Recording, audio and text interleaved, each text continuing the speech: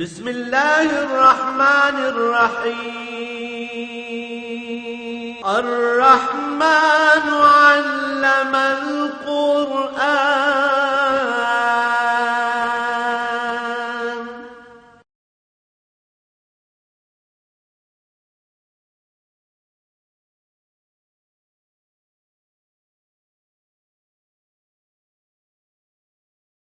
الحمد لله رب العالمين، والصلاة والسلام على حبيبه محمد وآله وصحبه أجمعين. أعوذ بالله من الشيطان الرجيم. بسم الله الرحمن الرحيم. واللاتي يأتين الفحشة من نسائكم فاستشهدوا عليهن أربعة منكم فإن شهدوا فأمسكوهن في البيوت حتى يتوفاهن الموت أو يجعل الله لهن سبيلا. واللذان يأتيانها منكم فاعذوهما فإن تابا وأصلحا فأعرضوا عنهما إن الله كان توابا رحيما. إنما التوبة على الله للذين يعملون السوء بجهالة ثم يتوبون من قريب فأولئك يتوب الله عليهم وكان الله عليما حكيما. وليست التوبة للذين يعملون السيئات حتى إذا حضر أحدهم الموت قال إني تبت الآن. وللذين يموتون وهم كفار أولئك أعتدنا لهم عذابا أليما. اللهم سبحانك لا علم لنا إلا ما علمتنا إنك أنت العليم الحكيم. مولا یا صلی وسلم دائما ابدا علی حبیبک خیر الخلق کلہم. جائیداد اور وراثت کے احکام بیان ہو رہے تھے. حقیقتاً دنیا کی ہر چیز ملکیت اللہ کی ہے. ہر چیز کا حقیقی مالک اللہ کریم ہے، اور انسان کو اس عارضی زندگی میں جتنی بھی دنیا کی نعمتیں ملتی ہیں وہ ایک خاص وقت تک کے لیے اس کے پاس اللہ کریم کی امانت ہوتی ہے. اور اسلام کی بنیاد اس بات پر ہے کہ جب ساری نعمتیں اللہ رب العزت کی امانت ہیں تو ان میں جو تصرف کیا جائے وہ اللہ کریم کی اجازت اور اس کے حکم کے مطابق. اسی طرح معاشرے میں بعض لوگوں سے نامناسب امور سرزد ہو جاتے ہیں، غلطی سے ہو جاتے ہیں یا جہالت کی وجہ سے بے راہ روی اختیار کر لیتے ہیں، تو اس کے بارے ارشاد فرمایا کہ ایسی خواتین جن سے نامناسب افعال سرزد ہوں، بے حیائی کا کوئی کام ہو جائے، فاستشہدوا علیہن اربعۃ منکم، تو اگر کسی خاتون پہ الزام آئے کسی برے کام کا، بے حیائی کا، کہ اس نے اپنی آبرو میں خیانت کی ہے، تو تم میں سے یعنی 4 مسلمان گواہ ہونے چاہیے اس پر. اور اگر 4 مسلمان یہ شہادت دے دیں فَأَمْسِكُوهُنَّ فِي الْبُيُوتِ، تو انہیں گھروں میں پابند کر کے رکھو، حَتَّى يَتَوَفَّهُنَّ الْمَوْتِ، یہاں تک کہ انہیں موت آ جائے، أَوْ يَجْعَلَ اللَّهُ لَهُنَّ سَبِيلًا، یا اللہ کریم ان کے لیے کوئی دوسرا راستہ پیدا فرما دیں. بعد میں جب آئے سنسار نازل ہوئی اور سنسار کے احکام آ گئے تو یہ صورتحال بدل گئی. قرآن حکیم میں احکام میں وقت کے ساتھ کچھ احکام تبدیل ہوئے. جیسے وراثت کا پہلے تھا کہ مرنے والا وصیت کر جائے، لیکن اس کے بعد وراثت کے باقاعدہ احکام نازل فرما دیے گئے کہ کس کا کتنا حصہ ہوگا، جو ابھی پہلے گزر چکا ہے. تو وہ پہلی آیت کا حکم ساکت ہو گیا. اب وصیت پہ تقسیم نہیں ہوگا، بلکہ جو حکم تقسیم کا آیا ہے اور جس طرح حصے اللہ کریم نے اولاد کے، والدین کے، رشتہ داروں کے جس نسبت سے مقرر کیے ہیں اس طرح سے تقسیم ہوگا۔ تو یہ جو نسخ رہا ہے احکام میں، اس میں پھر آگے دو طرح کی آیات ملتی ہیں۔ ایک وہ آیات ہیں جو آیات قرآن حکیم میں موجود ہیں لیکن ان پر عمل نہیں ہوتا، عمل بعد میں آنے والے حکم پر ہوگا۔ دوسری وہ آیات ہیں جو آیات نازل ہوئیں اس پر حکم پر عمل درآمد ہوا اور ہمیشہ کے لیے وہ جاری کر دیا گیا، لیکن اس کے بعد وہ آیت اٹھا لی گئی، حکم باقی رہا۔ جیسے رجم کی آیت قرآن کریم میں موجود نہیں ہے لیکن اس کا نازل ہونا احادیث متواترہ سے ثابت ہے اور اس کا اٹھایا جانا بھی ثابت ہے، اور حکم باقی ہے کہ عہد نبوی میں بھی اس پہ عمل درآمد ہوا اور خلافت راشدہ میں بھی اس پہ عمل درآمد ہوا، اور یہ اجماع امت سے ثابت ہے۔ تو یہ اللہ کریم کی اپنی حکمت ہے کہ بعض احکام کو، الفاظ کو، جملوں کو اس نے باقی رکھا کہ ان کی تلاوت کی برکات جو ہیں وہ لوگوں کو نصیب ہوتی رہیں، کیونکہ کلام متکلم کی ذات کا آئینہ دار ہوتا ہے، ایک پرتو جمال متکلم کا یا اس کے مزاج کا ایک اثر ہوتا ہے کلام میں۔ تو جن آیات کے احکام منسوخ ہو گئے لیکن آیات کی تلاوت باقی رہی، تو اس میں ایک حکمت یہ بھی تھی کہ وہ کلام الہی ہے اور جو پرتو جمال اس کی تلاوت سے نصیب ہوتا ہے وہ نصیب ہوتا رہے۔ دوسرا حکم اس میں وہ دیا واللذان یاتیانہا منکم، اگر کوئی دو مرد بے حیائی کا کام کرتے ہیں، فآذوہما، تو انہیں سزا دو، تکلیف پہنچاؤ، فإن تابا وأصلحا فأعرضوا عنہما، اور اگر وہ توبہ کریں، اور توبہ سے مراد یہ ہے کہ وہ آئندہ زندگی کے لیے اپنی اصلاح کر لیں، تو ان سے صرف نظر کرو۔ یہ بھی انہی احکام میں ہے جن کی تلاوت باقی ہے اور حکم منسوخ ہو چکا ہے، چونکہ اس پر بھی نیا حکم نازل ہو گیا۔ ان اللہ کان توابا رحیما، یقیناً اللہ کریم توبہ قبول کرنے والے اور بہت بڑے رحم کرنے والے۔ جرم اگر کسی سے سرزد ہوتا ہے اور وہ پکڑا نہیں جاتا لیکن اسے خود احساس ہو جاتا ہے جرم کا اور وہ اللہ کریم سے توبہ کرتا ہے، اگر ممکن ہے تو اس کی تلافی کرتا ہے، تلافی ممکن نہیں تو اللہ کریم سے معذرت چاہتا ہے، تو وہ معاملہ بندے اور اللہ کے درمیان ہے۔ لیکن اگر کسی سے جرم سرزد ہوتا ہے اور وہ ان اداروں کی نظر میں آ جاتا ہے جن کا کام انصاف کرنا ہے، تو پھر وہ توبہ کرے تو اللہ اس کا گناہ بخش دے گا، لیکن توبہ سے سزا ساکت نہیں ہوگی، ان اداروں کو اس کی جو شرعی سزا ہے اس پر عمل درآمد کرنا ہوگا۔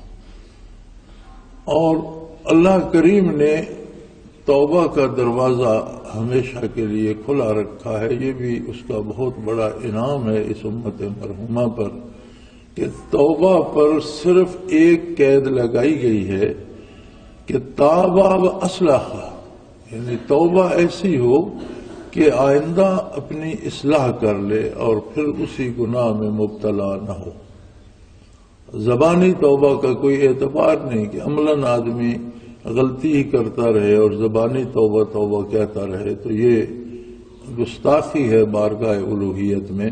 ہاں، زبانی بھی اقرار کرے، اللہ کریم سے کرے، اور عملاً اپنی اصلاح کر لے تو اللہ کریم توبہ قبول کرنے والے اور رحم فرمانے والے۔ انما التوبۃ علی اللہ للذین یعملون السوء بجہالۃ ثم یتوبون من قریب فاولئک یتوب اللہ علیہم۔ توبہ کا اصول یہ ہے کہ جب کوئی ایسا بندہ جو برائی کرتا ہے جہالت کی وجہ سے، اور مفسرین کرام نے یہاں لکھا ہے کہ گناہ کا صدور خواہ کسی عالم سے بھی ہو، تو گناہ جہالت ہے. یعنی اگر کوئی بہت بڑا عالم بھی ہے، بہت بڑا محقق بھی ہے، تو جب وہ گناہ کرتا ہے تو وہ علم اور وہ علمی تحقیق اس کی نگاہوں سے اوجھل ہو جاتی ہے. وہ بات اس کے ذہن میں نہیں رہتی کہ میں کیا کر رہا ہوں اور یہ کیوں کر رہا ہوں. اگر وہ ذہن میں ہو اور وہ سامنے ہو تو پھر تو وہ گناہ نہ کرے. تو کوئی عالم سے بھی کسی سے اگر گناہ ہوتا ہے تو گناہ بجائے خود جہالت ہی کا ثمر ہے. یعنی عالم بھی جب جرم کرتا ہے تو علم اس کے سامنے نہیں رہتا، اس وقت وہ بھی جاہل ہوتا ہے. اور اسلام در حقیقت جہالت کے خلاف ہی نور ہے، روشنی ہے، علم ہے. یہ جو سمجھا جاتا ہے نا کہ اسلام کفر کے خلاف ہے، یہ ایسی بات نہیں ہے. اسلام بنیادی طور پر جہالت کے خلاف ہے.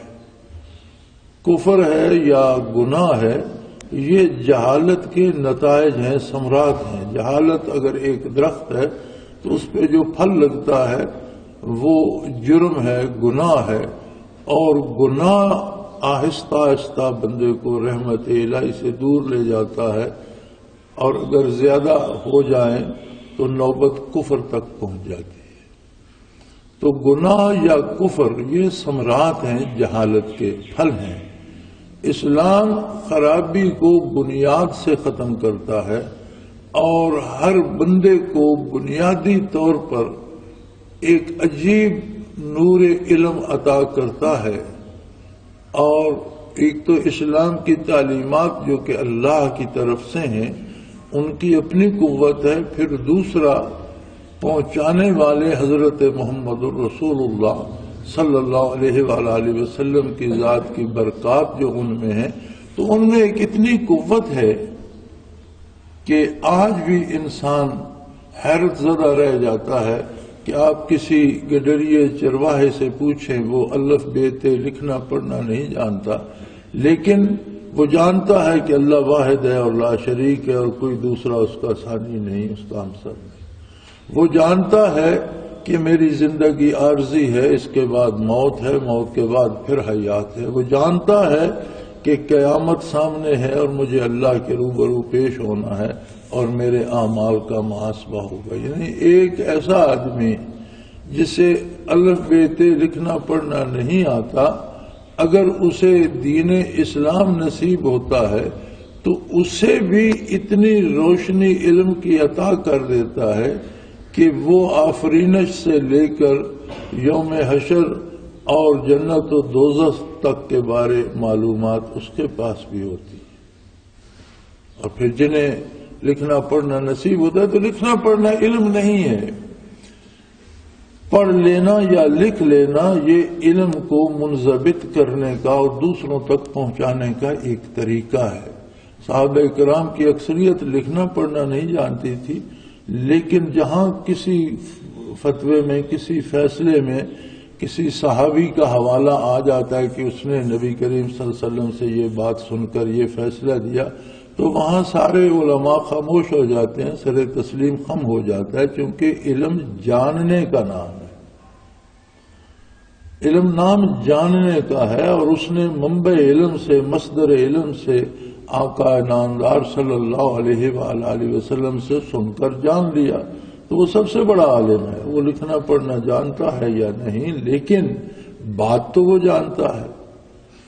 تو یہی حال آج بھی ہے کہ کتنے ایسے لوگ ہیں جنہیں لکھنا پڑھنا نہیں آتا، لیکن علم کی حد یہ ہے کہ وہ ابتدائے آفرینش سے جسم اور روح کی بات جانتے ہیں، زندگی اور موت کا فلسفہ جانتے ہیں، توحید باری، ذات باری، صفات باری کے بارے جانتے ہیں، موت اور ما بعد الموت، برزخ اور حشر کے بارے، قیامت کے بارے، حساب کتاب کے بارے، جنت و دوزخ کے بارے جانتے ہیں.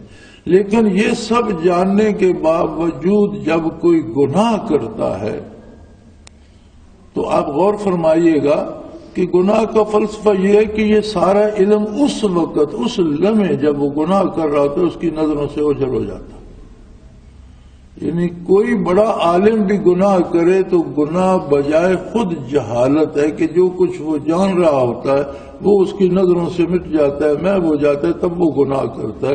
تو فرمایا اگر کوئی برائی کرتا ہے جہالت کی وجہ سے، اور ہر برائی جہالت کی وجہ سے ہوتی ہے، ثم یتوبون من قریب، پھر فوراً توبہ کر لیتا ہے، پھر اسے احساس ہو جاتا ہے، صدور ضم کے بعد اسے احساس ہو جاتا ہے کہ مجھے یہ نہیں کرنا چاہیے تھا، میں نے غلط کیا ہے، اور وہ توبہ کرتا ہے، اولئک یتوب اللہ علیہم، جس کا یہ احساس زندہ ہو جاتا ہے۔ تو یہ اللہ کا بہت بڑا انعام ہے کہ غلطی کے بعد، کوتاہی کے بعد، گناہ کے بعد یہ احساس زندہ کر دے، موت کے آنے سے پہلے پہلے یہ احساس پیدا ہو جائے کہ میں نے غلطی کی اور مجھے نہیں کرنی چاہیے تھی، اور رجوع اللہ کرے اور اللہ کی بارگاہ میں توبہ کرے اور عہد کرے اپنے ساتھ بھی، اپنے اللہ کے ساتھ بھی، کہ وہ اس جرم کو پھر نہیں دہرائے گا، زندگی کو جرم میں نہیں گزارے گا، بلکہ اللہ کے حبیب صلی اللہ علیہ وسلم کی اطاعت میں گزارے گا،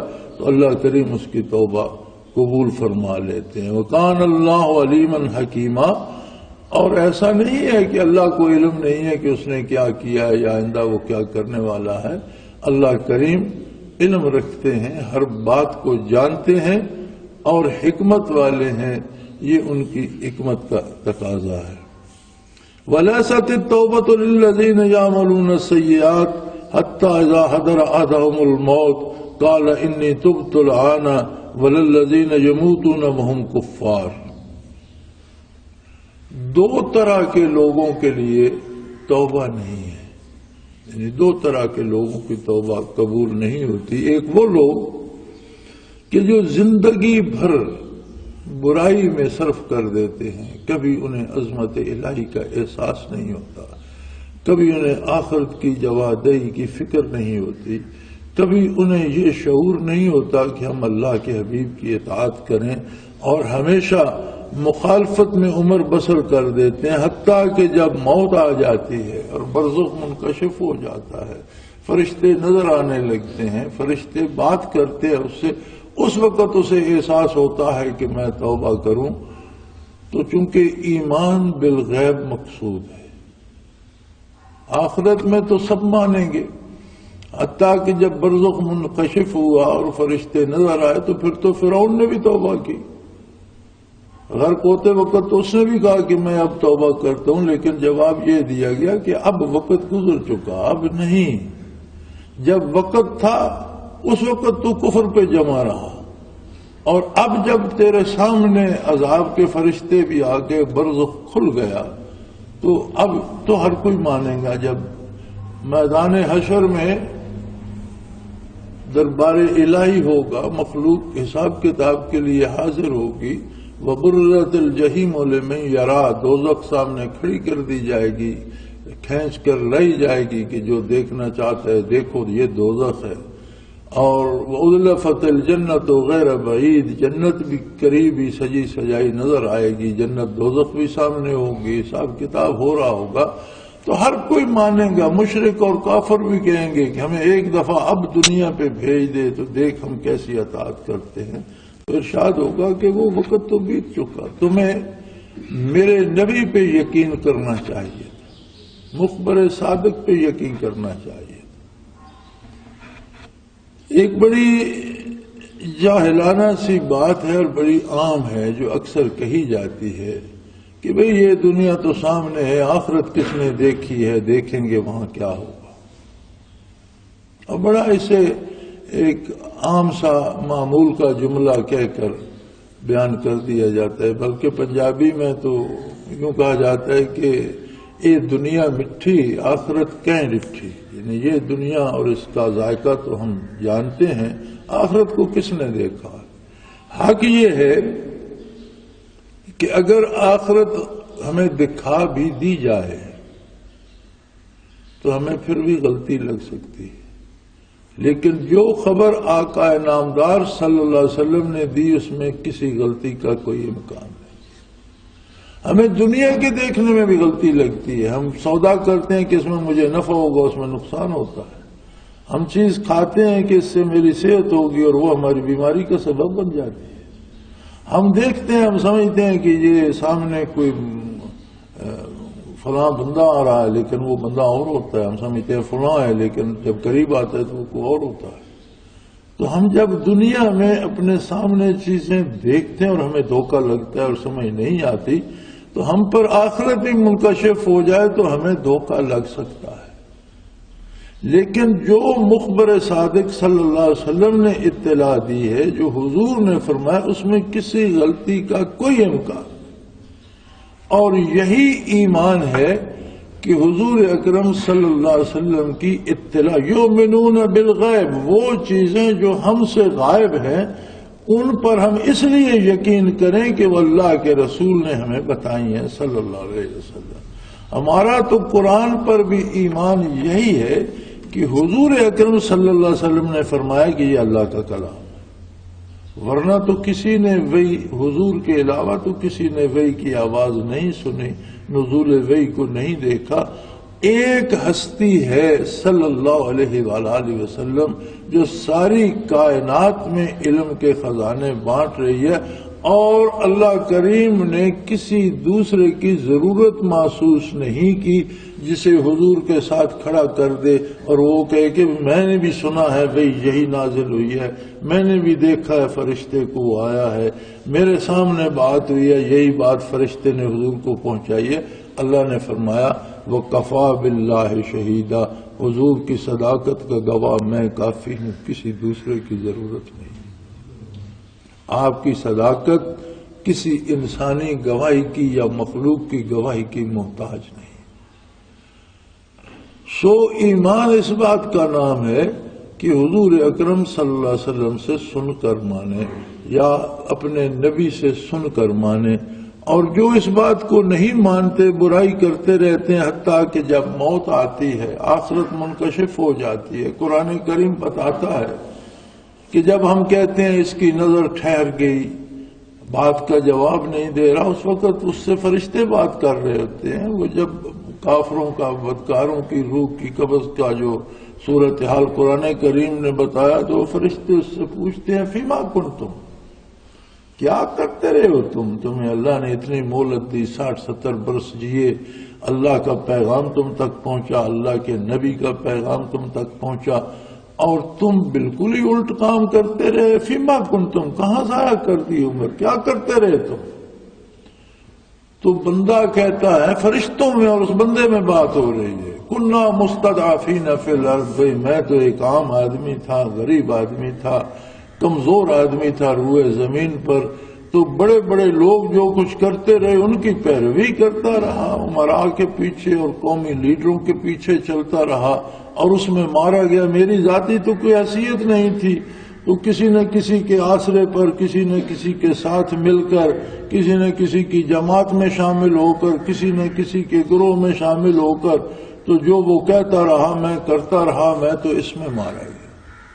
تو فرشتے کہتے ہیں کہ الم تکن ارض اللہ واسعہ، اللہ کی زمین وسیع نہیں تھی، فلم تہاجروا فیہا، تو تم ہجرت کر جاتے، جہاں تمہارا بس نہیں چلتا تھا وہ جگہ چھوڑ دیتے اور اس جگہ چلے جاتے جہاں تمہیں کوئی برائی پہ مجبور نہ کرتا، جنگلوں ویرانوں میں چلے جاتے. آخر آج ساری دنیا چھوڑ کر جا رہے ہو، تو تب تم نے کوئی ایک ملک چھوڑا ہوتا یا ایک شہر چھوڑا ہوتا جہاں کے لوگ، جہاں کے رہنما، جہاں کے لیڈر تمہیں برائی پہ اکساتے تھے، وہ جگہ چھوڑ دیتے، وہ معاشرہ چھوڑ دیتے جو معاشرہ برائی پہ اکساتا تھا. کہ آخر دنیا میں تم نے ہمیشہ تو نہیں رہنا تھا، آج موت آ گئی، آج ساری دنیا چھوڑ کر جا رہے ہو، تو اس سے تو بہتر ہوتا کہ نیکی کے لیے کوئی شہر چھوڑ دیتے، کوئی ملک چھوڑ دیتے، وہاں چلے جاتے جہاں نیک لوگوں کی صحبت میسر ہوتی، جہاں بھلے لوگ میسر ہوتے اور تمہیں نیکی کی توفیق ملتی، نیکی کی طرف رہنمائی کرتے. کیوں ایسا نہیں کیا؟ تو فرمایا اس وقت اگر کوئی چاہے کہ میں توبہ کروں تو اس کا کوئی فائدہ نہیں ہے. مفسرین کرام یہاں فرماتے ہیں کہ یہ کافر کے لیے ہے. مومن اگر گناہگار بھی ہو تو برزخ منکشف ہو جائے، فرشتے نظر آ جائیں، پھر بھی توبہ کرے تو اس کی توبہ قبول ہو جاتی ہے، چونکہ اس کے پاس ایمان تو ہے، لا الہ الا اللہ محمد الرسول اللہ پہ اس کا یقین تو ہے، آخرت پر اس کا ایمان بالغیب پہلے سے موجود ہے۔ مومن کی توبہ گناہ سے ہوتی ہے، تو وہ اگر عند الموت بھی ہو، نزع کے وقت بھی توفیق مل جائے تو توبہ قبول ہو جاتی ہے اور سارے گناہ اللہ کریم معاف کر دیتے ہیں۔ اور ہر ایک کی توبہ کا درجہ ہوتا ہے، کوئی اس خلوص سے کرتا ہے کہ یبدل اللہ سیئاتہم حسنات، وہ زندگی بھر گناہ کرتا رہا لیکن اللہ اس کے گناہوں کو نیکیوں، جتنے اس نے گناہ کیے تھے اسے گناہ معاف کر کے اتنی نیکیاں دے دیتا ہے۔ کتنا خلوص ہے اس کی توبہ میں، دل کی کس گہرائی سے کر رہا ہے۔ تو یہ بھی اللہ کا احسان ہے، لیکن یاد رکھیں ہمارا کردار کبھی ہمیں چھوڑتا نہیں ہے۔ میں نے ایسے لوگوں کو بھی دیکھا ہے، ایک بزرگ ہوا کرتے تھے، بلکہ ایک دفعہ مجھے یاد ہے اس وقت یہ بینک وغیرہ ہمارے علاقے میں نہیں تھے اور ڈاکخانے میں لوگ سود پہ جمع کراتے تھے، اور اب بھی میرا خیال ہے زیادہ سود جو کھانا چاہے وہ ڈاکخانے میں جمع کراتے ہیں، بینک کی شرح سود کم ہے اور شاید ڈاکخانے کی زیادہ ہے، سنا اس طرح سے۔ تو ایک دن میں نے ان سے کہا کہ اللہ نے آپ کو دولت دی ہے اور آپ اس پہ سود لیتے ہیں، اگر آپ سود نہ لیں تو آپ کو کوئی کمی تو نہیں ہے، اور سود جب حرام ہے، منع ہے، تو آپ کیوں اللہ کی نافرمانی کرتے ہیں؟ آپ اس دولت کو اٹھا کر قبر میں تو نہیں لے جائیں گے۔ تو مجھے فرمانے لگے کہ بھئی میں سود لیتا ضرور ہوں ڈاکخانے سے، لیکن میں غریبوں میں بانٹ دیتا ہوں۔ تو میں نے کہا بابا جی آپ اپنے گھر تو بکرے کا گوشت اور حلال ذبیحہ لے جائیں اور غریبوں کو کتے کا گوشت بانٹیں، تو یہ کون سی خیرات ہوگی؟ آپ کہتے ہیں میں خود نہیں کھاتا، غریبوں کو، تو غریبوں کے لیے حرام حلال تو نہیں ہو جاتا؟ اگر آپ کتا کاٹ کر غریبوں کو کھلا دیں گے تو حلال، تو یہ تو دوسرا جرم ہو گیا کہ آپ دوسرے مسلمانوں کو انجانے میں حرام کھلا رہے ہیں۔ لیکن انہوں نے میری بات نہ مانی، تو جس دن فوت ہوئے تو ایک حکیم صاحب، وہ حکیم صاحب تو ابھی بھی زندہ ہیں، انہیں بلایا گیا تو انہیں بہت تکلیف تھی، کوئی درد تھا سینے میں یا پیٹ میں، مدت کی بات ہے مجھے اب یاد نہیں، کہ درد تھا اور بہت زیادہ درد تھا، اور اسی میں وہ فوت ہوئے۔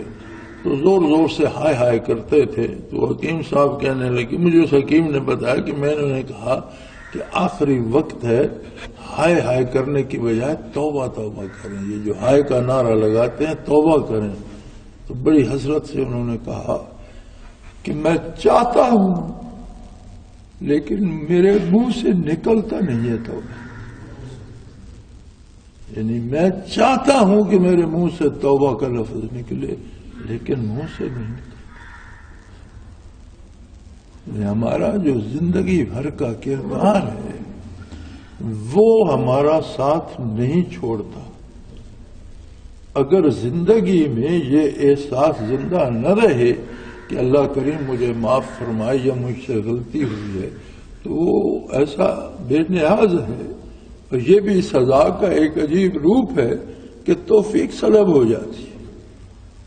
اور یہ اس کا بہت بڑا احسان ہے کہ خطا کے بعد، گناہ کے بعد احساس زندہ ہو جائے، یہ خیال آ جائے کہ میں توبہ کر لوں، تو مومن کی توبہ عند الموت بھی قبول ہو جاتی ہے، لیکن کافر کی توبہ جب برزخ منکشف ہو جائے تو پھر قبول نہیں ہوتی، کیونکہ پھر تو ایمان بالغیب ہی نہ رہا۔ تو ایمان بالغیب مقصود تھا، الذین یؤمنون بالغیب، مقصود تو ایمان بالغیب تھا، وہ نہ رہا۔ یا پھر ایسے لوگ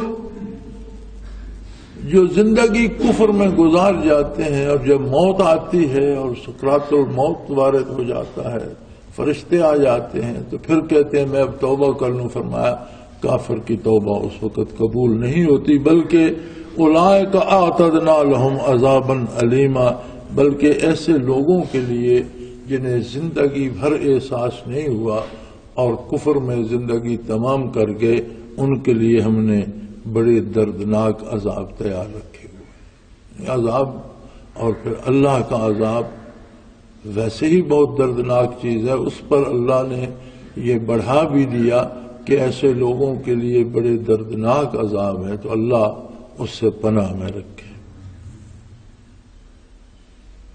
یا ایھا الذین آمنوا لا یحل لکم ان ترثوا النساء کرہا،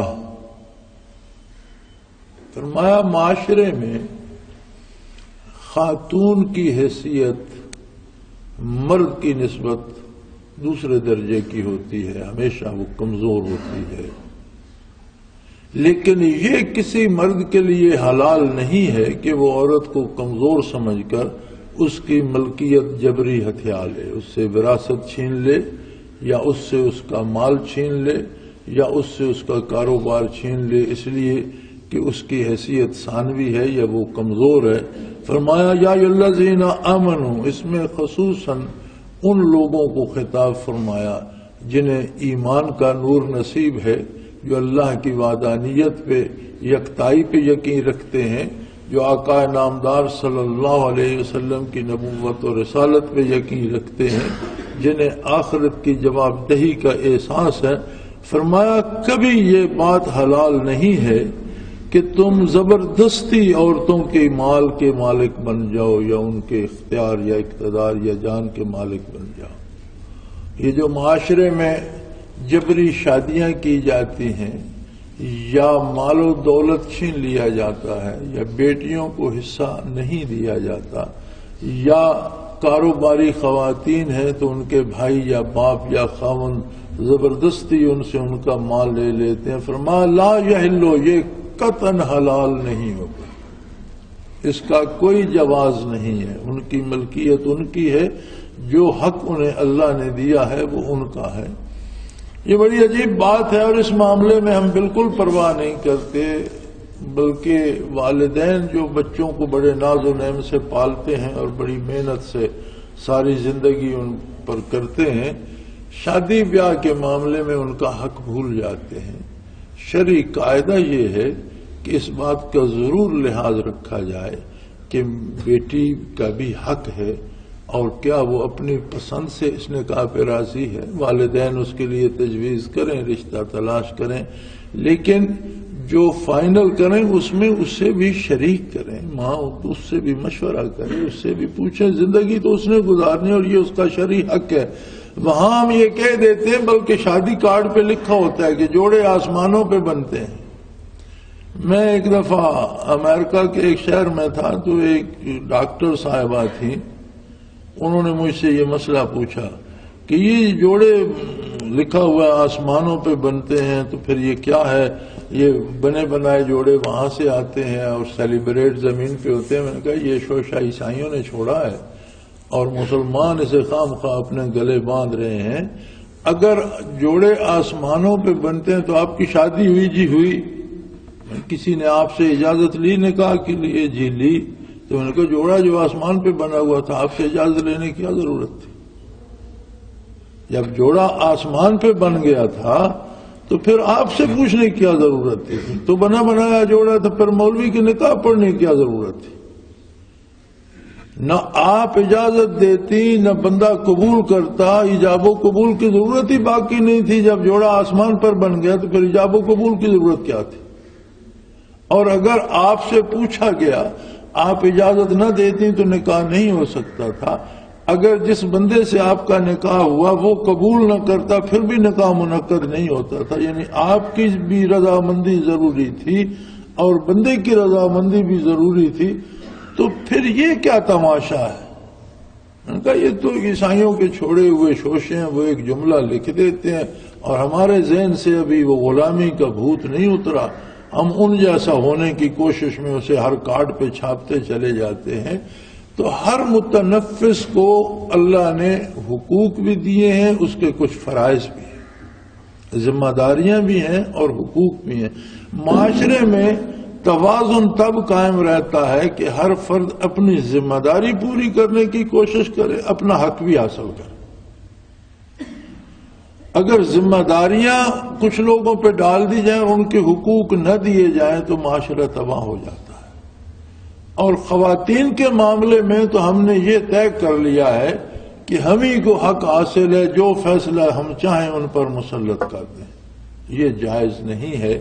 بلکہ فرمایا لا یحل لکم، ایمان والو تمہارے لیے یہ حلال نہیں ہے، ان ترثوا النساء کرہا، کہ عورتوں کے مال یا جان کے زبردستی مالک بن جاؤ اور کہو جو میرا فیصلہ ہے وہی نافذ ہوگا، نہیں، ہرگز نہیں۔ ان کی جان بھی اپنی ہے، ان کا جو مال ہے، جو ملکیت ہے، وہ بھی ان کی اپنی ہے۔ باپ فوت ہوا، اس میں وراثت میں جو ان کا حصہ ہے وہ اپنا ہے، تم ان سے جبرن نہیں لے سکتے۔ اور اب تو ہم نے اس طرح پیس دیا ہے بچیوں کو کہ وہ حصے کا مطالبہ ہی نہیں کرتی، انہیں پتہ ہوتا ہے دینا کسی نے ہے نہیں، تو جو تعلقات ہیں یا جو بول چال ہے یہ بھی نہ ضائع ہو جائے، چلو جانے دو۔ لیکن یہ حلال نہیں ہوتا۔ وَلَا تَعْضُلُوهُنَّ لِتَذْهَبُوا بِبَعْضِ مَا آتَيْتُمُوهُنَّ إِلَّا أَن يَأْتِينَ بِفَاحِشَةٍ مُبَيِّنَةٍ، اور اگر کسی سے ناچاکی ہو جاتی ہے تو نکاح کے وقت تم اسے کچھ دے چکے ہو، یا تم نے تحفے دیے ہیں، یا تم نے کوئی مال دے دیا ہے، یا گھر خرید کے دے دیا ہے، تو اب یہ نہ کرو کہ اگر گزارا نہیں ہو سکا تو اس سے وہ مال چھین لیں۔ دے جو دیا اس کی ملکیت بن گئی، اب وہ مرضی سے دے۔ ہاں الا یاتین بفاحشۃ مبینہ، ہاں اگر کوئی ایسی صورتحال بن جائے کہ وہ ضائع کر رہی ہے یا بے حیائی کر رہی ہے یا اسے برائی میں خرچ کر رہی ہے، تو پھر اس پر قانون لاگو ہوگا، اسے قانونی طریقے سے روکا جائے گا یا اس سے قانوناً واپس لیا جائے گا۔ وَعَاشِرُوهُنَّ بِالْمَعْرُوفِ، عورتوں کے ساتھ خوبصورتی سے گزارا کرو، انہیں ریت نہ بنا لو، ان پر حکومت نہ کرو، وہ برابر کی انسان ہیں، اور جو حقوق اللہ نے دیے ہیں ان کا لحاظ کرو، اور احساس رکھو کہ یہ بھی ایک جیتا جاگتا انسان ہے، کچھ اس کی بھی خواہشات ہیں، کچھ اس کی بھی تمنائیں ہیں۔ اور دراصل جتنے ہمارے خاندگی زندگی میں فسادات پیدا ہوتے ہیں، بنیادی طور پر اس کی بنیاد یہ بات بنتی ہے کہ ہم یہ سمجھنے کی کوشش ہی نہیں کرتے کہ بیوی بھی انسان ہے، بیٹی بھی انسان ہے، بہن یا ماں بھی انسان ہے، کچھ اس کی بھی خواہشات ہیں، کچھ اس کے حقوق بھی ہیں۔ اگر اس کے جائز حقوق اس کو دیے جائیں، اگر یہ احساس رکھا جائے کہ اس کی بھی ایک عزت نفس ہے، ایک آنر ہے، اس کی بھی، اسے مجروح نہ کیا جائے، اسے بھی انسان سمجھا جائے۔ فرمایا وَعَاشِرُوهُنَّ بِالْمَعْرُوفِ، ان کے ساتھ خوبصورتی سے نبھاؤ، اچھے طریقے سے نبھا کرو، ان کی عزت نفس مجروح نہ کرو، ان کے وسائل، ان کا مال نہ چھینو، ان کی جان کو کسی مصیبت میں نہ ڈالو۔ فَإِنْ كَرِهْتُمُوهُنَّ فَعَسَىٰ أَن تَكْرَهُوا شَيْئًا وَيَجْعَلَ اللَّهُ فِيهِ خَيْرًا كَثِيرًا، اگر تمہیں وہ ناپسند ہے، تم پسند نہیں کرتے، ہو سکتا ہے کہ کوئی چیز تمہیں پسند نہ ہو لیکن اللہ نے اس میں تمہارے لیے خیر کثیر رکھ دی۔ یہ ضروری تو نہیں ہے کہ جو تم بھلا سمجھتے ہو وہی بھلا ہو، یہ تو اس کا اپنا نظام ہے۔ اگر تمہیں پسند نہیں ہے، تم سمجھتے ہو کہ یہ بیوی میری پسند کے مطابق نہیں ہے، تو تمہاری پسند اپنی جگہ، لیکن اگر تم برداشت کر لو اور حسن اخلاق سے اس سے گزارا کرو تو ہو سکتا ہے اللہ نے اسی نفس میں، اسی فرد میں، اسی خاتون میں تمہارے لیے خیر کثیر رکھ دی ہو، بہت سی بہتری رکھ دی ہو۔ مرزا جان جانان رحمت اللہ تعالی علیہ دہلی میں رہتے تھے، دہلی میں ہی شہید ہوئے، بہت نازک مزاج تھے، اور اتنے نازک مزاج تھے کہ ان کا ایک مرید سال میں ایک دفعہ ان کے پاس آتا تھا، 1 2 دن 4 دن جتنے بھی رہا، پھر اگلے سال کے بعد پھر آتا تھا۔ تو ایک دفعہ اس نے عرض کی کہ حضرت میں ہمیشہ آتا ہوں آپ کی خدمت میں، یہاں رہتا ہوں اور مستفید ہوتا ہوں برکات سے بھی، ذکر اذکار سے بھی، کھانا پینا بھی آپ میرے لیے تکلف کرتے ہیں، اور کبھی آپ نے مجھے کوئی خدمت کا موقع نہیں دیا، تو مجھے حسرت ہے کہ کوئی حکم آپ مجھے دیں اور میں وہ بجا لاؤں۔ انہوں نے نے فرمایا چھوڑ یار ان باتوں کو، آتے ہو اللہ اللہ سیکھتے ہو، اللہ اللہ کرتے ہو، یہ کافی ہے۔ تو اس نے بہت اصرار کیا تو انہوں نے فرمایا اگر تم چاہو تو پھر 2 سال بعد آیا کرو۔ 6 مہینے میں آتا تھا، سال میں 2 بار۔ انہوں نے فرمایا تم سال بعد آیا۔ اس نے کہا حضور آپ نے حکم بھی عجیب دیا کہ میرا فراق بڑھا دیا، تو فرمایا بات یہ ہے کہ تم بہت زیادہ کھاتے ہو اور میں تمہیں کھانا کھاتے دیکھتا ہوں تو میرا پیٹ خراب ہو جاتا ہے اور ہفتوں خراب رہتا ہے، تو یہ تکلیف مجھے سال میں 2 بار ہوتی ہے، تو تم اگر سال میں 1 بار آؤ گے تو 1 بار یعنی کھانا وہ کھاتا تھا اور عام آدمی کی نسبت زیادہ کھاتا تھا، اور یہ جان کر حضرت کا پیٹ خراب ہو جاتا تھا کہ مجھے ہفتوں تکلیف رہتی ہے یار۔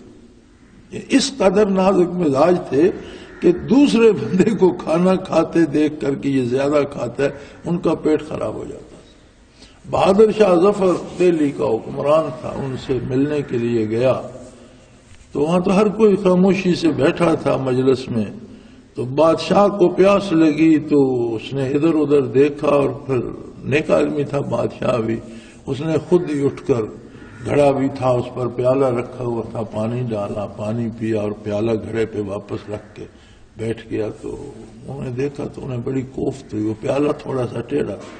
انہوں نے کہا تم سے گھڑے پر پیالہ سیدھا نہیں رکھا جاتا، حکومت خاک کرو گے اٹھ کر اسے سیدھا کرو، جیسا تھا ٹیڑھا رکھ کر آ گئے۔ اتنے نازک مزاج تھے، لیکن ان کی اہلیہ محترمہ جو تھیں وہ بڑی سخت مزاج تھیں، اور پوری زندگی ان کی حضرت سے بنی نہیں، بلکہ گالیاں دیتی اور شور کرتی، اور بعض اوقات پردے سے بھی نکل آتی، گلی پہ کھڑے ہو کر انہیں کوستی تھی۔ ایک دفعہ ایک پٹھان کابلی ان کا مرید وہاں ذکر کے لیے گیا ہوا تھا، اسے حضرت نے بھیجا کہ گھر سے فلاں چیز لے آؤ۔ اب بی بی جی کو پارا بگڑ گیا اور انہوں نے گالیاں دی، پٹھان کو بھی، اس حضرت کو بھی، اور شور مچا دیا۔ تو وہ بھی پٹھان تھا، اس نے خنجر نکال لیا کہ پیر کو گالی بکتا ہے زبان کاٹ دوں گا۔ حضرت کو پتا چلا تو اسے پکڑوا کر لائے اور اسے منع کیا، تو وہ بڑا ناراض تھا کہ حضرت مجھے تو گالی دیتی، آپ کو گالی کیوں دی ہے؟ انہوں نے فرمایا خاموش رہو، یہ میرا اور اس کا معاملہ ہے، تم چپ رہو بس۔ ٹھیک ہے، اس نے سامان نہیں دیا، گالیاں دی، خاموش رہو۔ تو کسی نے ایک دفعہ عرض کی کہ حضرت آپ اتنے نازک مزاج ہیں اور اس کام سے آپ کو کتنی کوفت ہوگی یہ آپ ہی جانتے ہیں، تو پھر آپ اس خاتون کو طلاق کیوں نہیں دے دیتے؟ انہوں نے فرمایا کہ یہ کوفت تو مجھے ہوتی ہے، لیکن تجھے کیا خبر کہ اس کوفت کے بدلے اللہ مجھے کتنی روحانی ترقی دیتا، میرے مقامات کتنے بلند ہوتے ہیں اس کا تو تمہیں پتہ نہیں، تو چھوڑ دوں گا تو میرے پاس تو یہ ذریعہ نہیں رہے گا، تو اللہ کی عطا کا ایک سبب ہے، میں برداشت کرتا ہوں، صبر کرتا ہوں، تو اللہ مجھ پر کیفیات کی بارش برسا دیتا، تو وہ مجھے عزیز ہے، اسے اس کے اپنے نصیب، اسے اپنا کام کرنے دو، لیکن میرا تو فائدہ ہی کرتی ہے۔ تو فرمایا بعض اوقات کسی میاں کو بیوی پسند بھی نہیں ہوتی، تو یہ کوئی اس کی وجہ نہیں ہے کہ اسے طلاق دے دے اور 2 خاندانوں میں لڑائی چھیڑ دے اور تباہی معاشرے میں پھیلا دے۔ برداشت بھی کوئی چیز ہوتی ہے، ہو سکتا ہے ایک بندہ تمہیں پسند نہ بھی ہو تو تمہارے لیے اللہ نے اس میں کیا بہتری رکھ دی ہے، کیا خیر رکھ دی ہے، تو معاملہ اللہ پہ بھی رکھنا چاہیے اور اللہ سے خیر کی اور بہتری کی امید رکھنا چاہیے۔ وَإِنْ أَرَدْتُمْ اسْتِبْدَالَ زَوْجٍ مَكَانَ زَوْجٍ، پھر اگر تم گزارا نہیں کر سکتے، تم بدلنا چاہتے ہو کہ میں اسے طلاق دے کر کسی اور خاتون سے شادی کروں گا، وَآتَيْتُمْ إِحْدَاهُنَّ قِنْطَارًا فَلَا تَأْخُذُوا مِنْهُ شَيْئًا، پھر اگر طلاق ہی دینا چاہتے ہو تو اس میں بگاڑ پیدا نہ کرو۔ اگر طلاق ہی دینا چاہتے ہو، برداشت نہیں کر سکتے، تو پھر اس حساب کتاب پہ نہ آ جاؤ کہ میں نے تمہیں اتنا زیور دیا تھا وہ واپس کر دو، میں نے تمہیں اتنے جوڑے کپڑے دیے تھے وہ واپس کر دو، میں نے تمہیں مکان بنا کر دیا تھا، وہ جو دے چکے ہو، اب اسے واپس چھینو گے تو پہلے تو ایک طلاق ناپسندیدہ فعل ہے، 2 خاندانوں میں رنجش بنے گی، پھر جب تم مال چھینو گے تو وہ اور تلخی بڑھے گی، جب دے چکے ہو تو دے چکے ہو۔ اور خواہ لا تاخذوا بہتانا و اسما مبینا، اس پر بہتان لگا کر کہ یہ بد مزاج ہے، اس نے یہ کر دیا، اس نے وہ کر دیا، تو وہ مال چھیننے کے بہانے نہ بناؤ، جو دے چکے ہو پھر اسے چھوڑ دو۔ یعنی حسن معاشرت تو بہت اچھا، بہت بڑی بات ہے، عند اللہ مقبول ہے کہ تم اس طرح سے جیو کہ معاشرے میں امن رہے، سکون رہے، بیویوں سے بھی اچھی طرح گزارا کرو، اقرباء سے، رشتہ داروں سے، محلے داروں سے بہتر طریقے سے گزارا کرو، اور برداشت کرو اگر کوئی ناپسندیدہ بات بھی ہے۔ لیکن اگر بات حد برداشت سے بڑھ گئی ہے اور الگ ہونا چاہتے ہو تو پھر اچھے طریقے سے الگ ہو جاؤ، بگاڑ پیدا کر کے اور فساد بڑھا کر الگ نہ ہو۔ یعنی معاشرے میں اور قبیلے میں اور ایک خاندان میں بگاڑ پیدا کرنا ناپسندیدہ ہے اللہ کریم کی طرف سے۔ اور تم نے جب شادی کی اور خوشی خوشی اسے زیورات دیے، اسے مکان بنا دیا، اسے کپڑے جوتے لے کر دیے، تو اب اگر ناچاکی ہو گئی ہے تو اس پر الزام لگا کر اور بہتان لگا کر چھیننے کی کوشش نہ کرو۔ یعنی معاشرے میں بگاڑ پیدا نہ کرو، اور اس بات پہ رہو کہ اللہ کی رضا کس بات میں، وہ رازق ہے اور دے دے گا، وہ کریم ہے، تمہاری خطائیں معاف کر دے گا، بہتر ساتھ دے دے گا۔ سو یہ بھی صحیح نہیں ہے۔ وَكَيْفَ تَأْخُذُونَهُ قَدْ أَفْضَىٰ بَعْضُكُمْ عَلَىٰ بَعْضٍ وَأَخَذْنَ مِنكُم مِّيثَاقًا غَلِيظًا۔ میاں بیوی کا اتنا قریبی رشتہ ہے کہ دنیا میں کسی دو افراد میں اتنا قریبی تعلق نہیں ہوتا، کوئی پردہ نہیں ہوتا ایک دوسرے سے۔ اب جب اتنا قریبی رشتہ ایک بندے سے استوار کیا، اب توڑنے لگے ہو تو کچھ لحاظ تو اس بات کا رہنا چاہیے کہ اب اتنا اس میں بگاڑ پیدا نہ کیا جائے کہ اس پہ قتل و غارت شروع ہو جائے یا ایک دوسرے کو مارنے مرنے پہ بات آ جائے۔ اور کتنے وعدے تم نے اس سے کیے تھے، اور سب سے بڑا وعدہ نکاح ہے جو اللہ کے نام پر تم پر ایک خاتون حلال کی گئی، تم اس پر حلال کیے گئے۔ تو ان معاہدوں کا، عظمت الہی کا، اپنے قول کا کچھ پاس تو رکھو۔ اگر جدا ہی ہونا ہے تو بہتر طریقے سے، آسن طریقے سے، شریفانہ طریقے سے جدا ہو جاؤ۔ وآخر دعوانا ان الحمدللہ رب العالمین۔ اللہ اللہ اللہ اللہ اللہ اللہ اللہ اللہ۔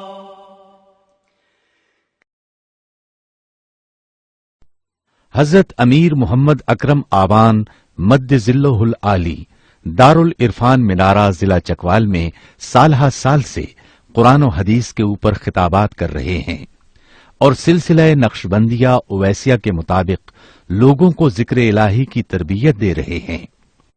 وہ قرآن پاک کی تفسیر ترتیب وار بیان کر رہے ہیں۔ تفسیر قرآن کو وہ موجودہ ملکی اور بین الاقوامی حالات کے مطابق بیان کرتے ہیں۔ موٹر وے سے کلر کہار کے انٹرچینج سے نکلتے ہوئے، کلر کہار کی جھیل سے ہوتے ہوئے، میانی، بوچھال اور نور پور سے گزرتے ہوئے دارالعرفان منارہ پہنچ سکتے ہیں۔ حضرت امیر محمد اکرم آوان نے بچیوں اور بچوں کی دینی اور دنیاوی تعلیم کے لیے سقارہ اکیڈمی کے نام سے ایک درسگاہ بھی قائم کی ہے، جس کا افتتاح ملک پاکستان کے صدر جنرل محمد ضیاء الحق نے اپنے دست مبارک سے کیا تھا۔ وہ تمام احباب جو اسلام کی طلب رکھتے ہیں ان سے گزارش ہے کہ دارالعرفان منارہ ضلع چکوال میں امیر محمد اکرم آوان صاحب کے خطابات سے مستفید ہوں۔ وہ ہر جمعے کو نماز سے پہلے بیان فرماتے ہیں۔ ہر ماہ کی پہلی اتوار کو ماہانہ اجتماع ہوتا ہے جس میں آپ خصوصی خطاب فرماتے ہیں اور پاکستان کے چاروں صوبوں سے احباب اس اجتماع میں شرکت کرتے ہیں۔ اس کے علاوہ یہاں سال میں 2 مرکزی اجتماعات بھی ہوتے ہیں، ایک رمضان المبارک میں اعتکاف کا اجتماع اور دوسرا جولائی اور اگست میں 40 دن کا اجتماع ہوتا ہے جس میں روحانی تربیت کی جاتی ہے۔ اپنا خون سیماب دے کر اتنا ہم کر جائیں گے، نام آقا کا چمن میں پھر رقم کر جائیں گے۔